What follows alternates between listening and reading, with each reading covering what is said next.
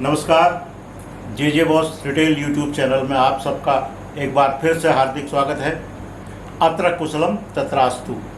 उम्मीद करता हूं कि आप जो हमारे देश में एक नई घटना हो रही है उससे आप अवेयर होंगे, उससे आप जानकारी रखते होंगे। वो घटना ये है कि हमारे लोकतंत्र का एक अध्याय पूरा हो रहा है, दूसरा अध्याय शुरू हो रहा है। अब सीधे अगर बात करें तो हमारे संसद भवन की जो पुरानी इमारत थी उसमें आज आखिरी बैठक हो चुकी है।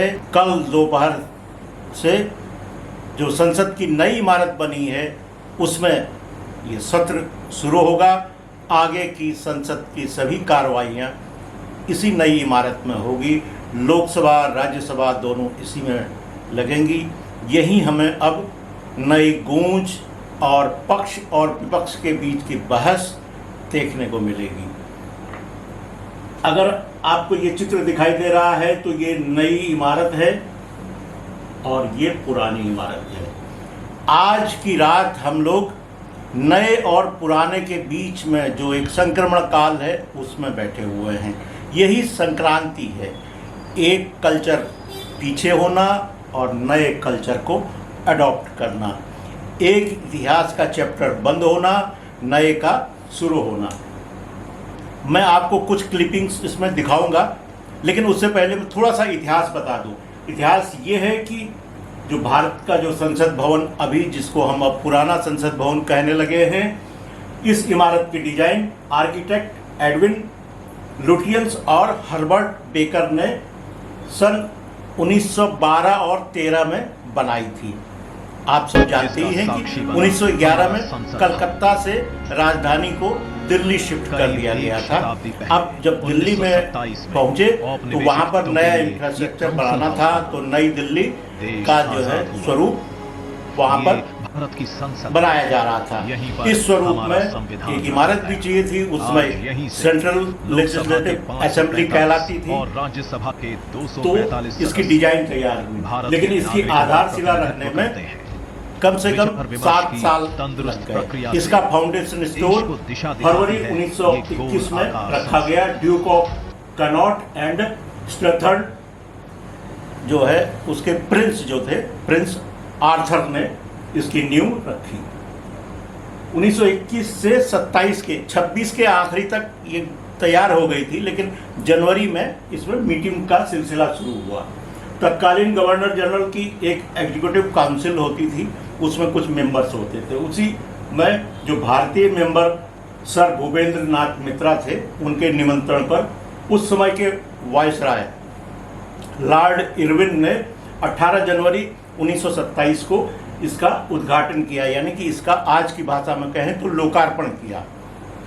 19 जनवरी को एक ही दिन बाद तत्कालीन सेंट्रल लेजिस्लेटिव असेंबली का तीसरा सत्र इसी इमारत में आहूत किया गया, यानी कि उस फाइनेंशियल ईयर में 2 सत्र पहले हो चुके थे, एक तीसरा सत्र इसमें किया गया।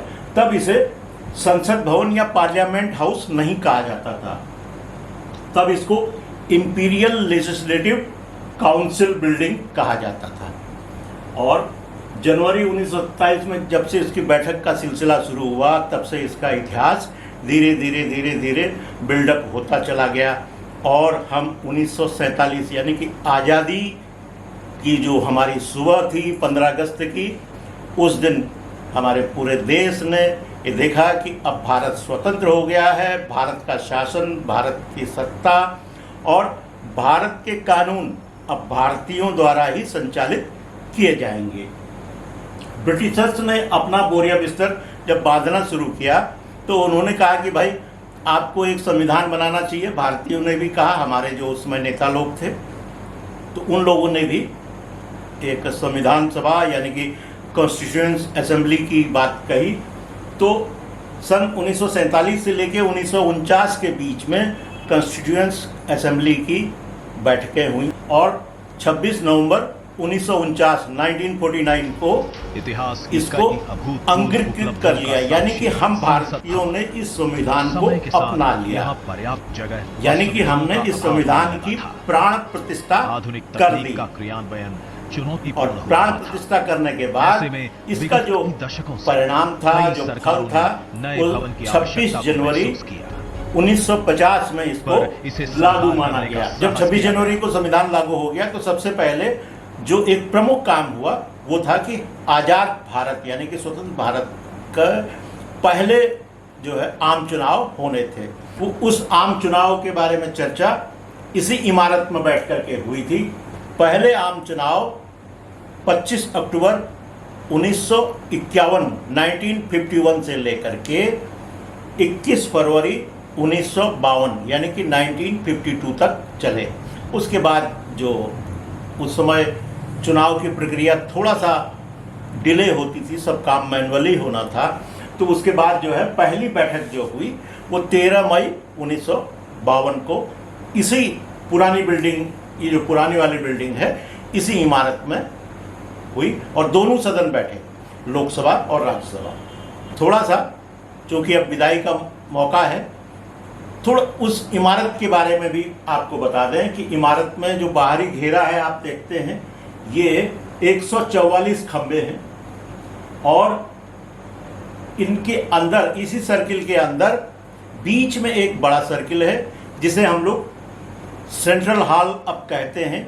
जॉइंट मीटिंग्स जो हैं उसी में होती हैं। इसके अलावा उसके तीन तरफ 3 गोले हैं, यानी 3 अलग अलग हॉल हैं सर्किल वाले। जो सबसे बड़ा हॉल है उसको लोकसभा के रूप में परिणित कर दिया गया और दूसरा वाला हॉल उसको राज्यसभा बनाया गया, वो कुछ छोटा है। उतना ही लगभग जो है जो तीसरा हॉल है उसको लाइब्रेरी हॉल कहते हैं। ये जो हमारे सदस्य हैं संसद के, लोकसभा के, राज्यसभा के, इनको जो भी पुरानी जो चीज़ें ज़रूरत पड़ती हैं इसी लाइब्रेरी से लेते हैं और लाइब्रेरी हॉल के किस्से बहुत फेमस हैं।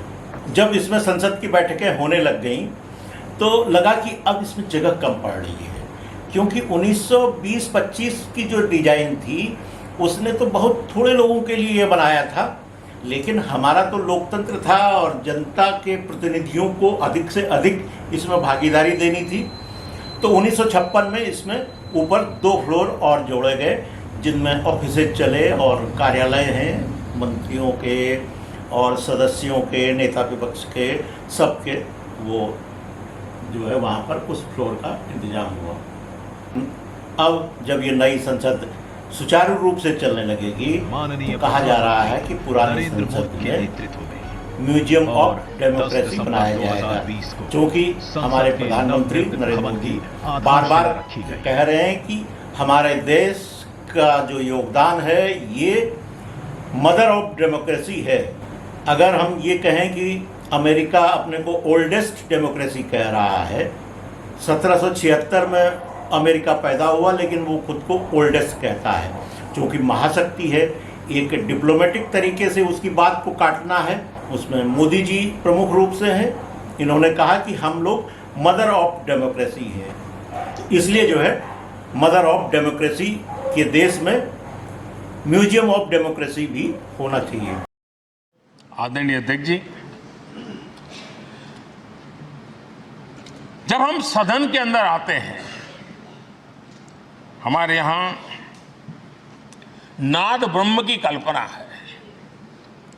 हमारे शास्त्रों में माना है नाद किसी एक स्थान पर मंत्र अनेक बार एक ही लय में उच्चारण होता है तो वो तपोस्थली बन जाता है, उसके एक पॉजिटिव वाइब होते हैं। नाद की एक ताकत होती है जो स्थान को सिद्धि स्थान में परिवर्तित कर देती है।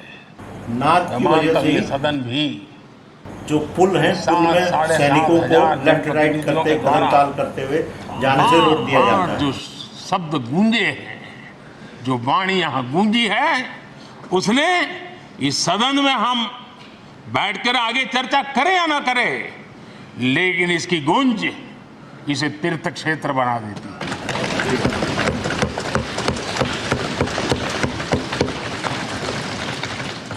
एक जागृत जगह बन जाती है।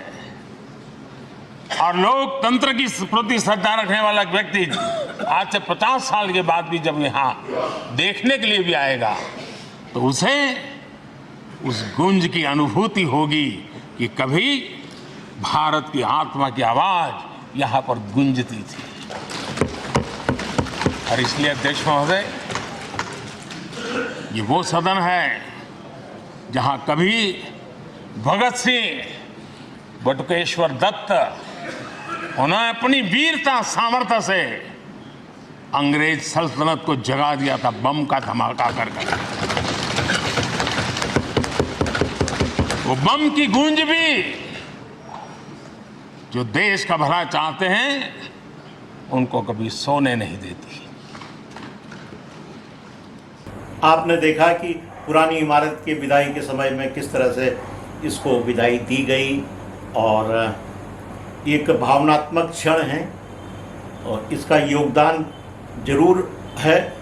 अंग्रेजों ने भले ही बनाई है, लेकिन जब से भारतीयों ने इस पर पूरा नियंत्रण पा लिया तो जितनी भी घटनाएं हुई हैं, इंक्लूडिंग उसमें हमारे संविधान और संविधान के संशोधन, सब इसी इमारत की देन है। और अब इस वीडियो को यहाँ पर समाप्त करने का अवसर आ रहा है। आपको अगर ये आयोजन, ये जो वीडियो का जो सामग्री है अच्छी लगे तो कृपया इसे लाइक करें, शेयर करें। और जिन भी व्यूअर्स ने अब तक जे बॉस रिटेल यूट्यूब चैनल को सब्सक्राइब नहीं किया है, कृपया इसे सब्सक्राइब कर लें। इन्हीं शब्दों के साथ आपसे विदा लेते हैं। बहुत बहुत नमस्कार।